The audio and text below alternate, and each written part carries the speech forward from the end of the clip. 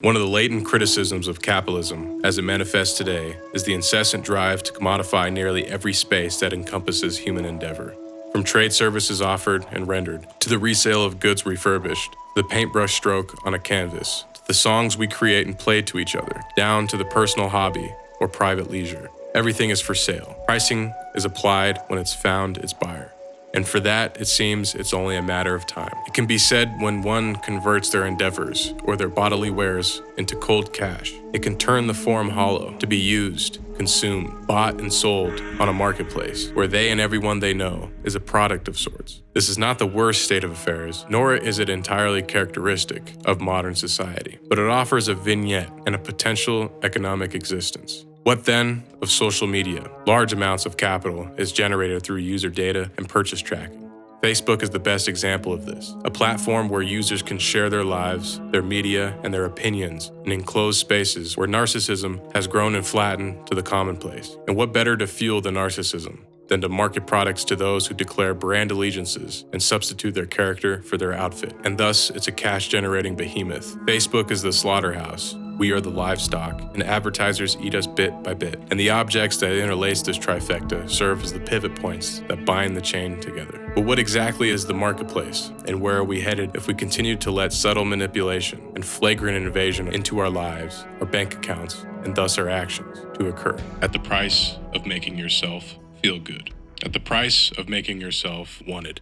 Is it worth a like, an upvote, a selfie upload, a media post? Is it worth this video and the ads that play before and during? Love yourself by spoiling your body with pricey things to adorn. Treat yourself with the sweet amalgamations of calories congealed from the meat processor. You only live once. It's hard for the missing person list to be novel when the pictures plastered resemble your neighbor. American dreams snore in somnolence as we sleepwalk through the checkout line and scroll aimlessly through the feed. We are the stars of a peculiar reality show, each and every one of us. Our performances are on display for all to see. If there's any money to be made in cowing future generations into a passive servitude they only have the slightest idea about, then that money will be made. Our baser instincts are juiced and extracted of their fiber. It's an amazing thing, this monolithic structure that extracts our primitive side, our drives and desires, and packages it neatly with an easily identifiable label atop, then is sold right back to us. When the money is spent and the object is consumed, a tiny death occurs when the positive flow of hormones floods your brain, and then the object is thrown or stowed away, and if recovered, to not mean the same, to be of less value. Collections of little deaths pile up, and with that, so do your sensations and expectations. The allure and attraction of possessions, of seeming luxury, of respite to annoyances and hardships, in of itself is a product to be sold. While companies tell us what we want, disguising themselves behind Twitter handles and cheery, clever commercials, authenticity itself becomes suspect. Cheap labor fuels American markets. Funko Pops, Nike shoes, Louis Vuitton, Disney, Nestle, Apple, all exchange hands in foreign labor markets, extracting human hours, pennies on the dollar. When we let brands subjugate our subconscious, we offshore human misery elsewhere, and we justify this with our dollars spent and the labor we traded for them. These restaurants, fast food joints, outlets, and outfitters resemble the con man that assures you he's your friend, while he whittles away your net worth by playing to the holes in your personality and the weakness of your character. Social causes become a marketing tool. Public figures manifest a brand, and the seemingly naive yet obtuse authenticity companies employ is then foisted as a marketing tool, a pickaxe to chuck away the disagreeableness of the potential consumer. And no matter the mismanagement among these con men and their operations, chairs adorned with suits that pass legislation are always there to incarcerate these criminals with shields and cages of money. We are social creatures. The madness of crowds transmutes our actions into a collective malaise where we're told the only cure is more. The treatment is less. When we trade comfort and satisfaction for unease and lessons, by replacing that what teaches us and hardens our resolves, we never learn, and we sink into a corrosive oasis of temporary desires fulfilled, to be then reminded that what we're doing here means nothing. Scrolling aimlessly, dopamine spiked until our endocrine levels flatline. Then the phone becomes boring. Then the little bits of happy you reward yourself become the favorite food you eat every day, until it isn't your favorite anymore. LED screens are the sustenance of attention. Through screens, we capture our moments in faux glory and parade around for digital validation, like tapping on the muddy glass of the world, barking at all the muffled chatter to say, I'm here. Look. Look at me.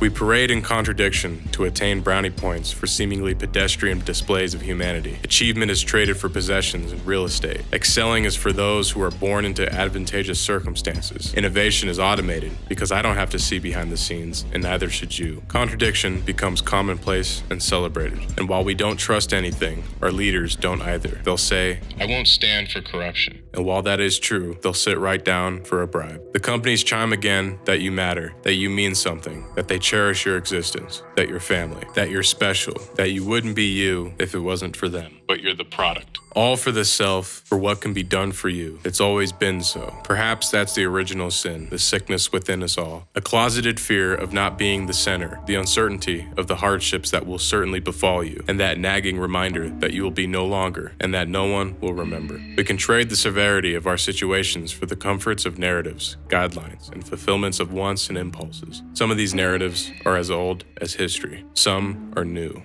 When the self is the sole operator, the cause for being is evident. The master is concentric to what pleases you, what you find agreeable. When the narrative is the sole operator, the cause for being is default, and the master controls your part to play in the story, to your benefit or detriment. Both are slavish and puerile. Both the new and the old harken back to a sort of infancy, an infancy of our species, with the maniacal and primitive aspects of our being run rampant, and the infancy of a person, the immediate gratification and satisfaction of impulses and desires. Both are prisons. Both are not who you really are or could be. There isn't a real problem with the leaves laid prior to this. Society functions just fine without a singular critique of it. Our worlds collide when the critiques meet, but society is as it is, naturally. Personality disorders are encouraged. Compliments are transactional. Companies insist you're important and persuade you that you can be everything you can be so long as you find the scratch to buy what they're selling. Instead of facing the world and its harsh light and sharp edges, people often deflect and hide their fears and insecurities in passing leisure and excess stimulation to feed the bottomless self, gorging, worshiping life's pleasantries.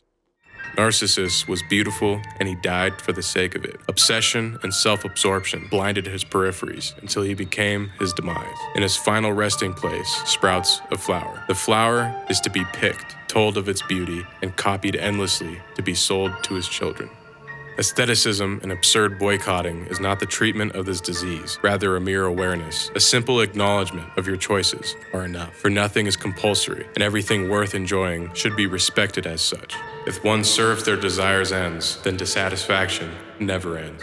Commodification of culture isn't ideal, but it's not a plague either. Often, the million-link chain of transactions can facilitate beauty and worth to enter your life when means prior to our day and age could not do so, like the painting on your wall bought at a gallery, or the vinyl record that spins for your ears that you just so happen to procure through the corporate supply chain. One can value many things, but one can also devalue their spirit, their place in the world, when the only cause for your endeavors are the possessions you hoard or the status symbols you extol. With passive allegiance to those monstrous desires that will never be assuaged, you will never own, but be owned, a slave to your purchases, and then you're left alone with yourself. What did Zeus say to Narcissus?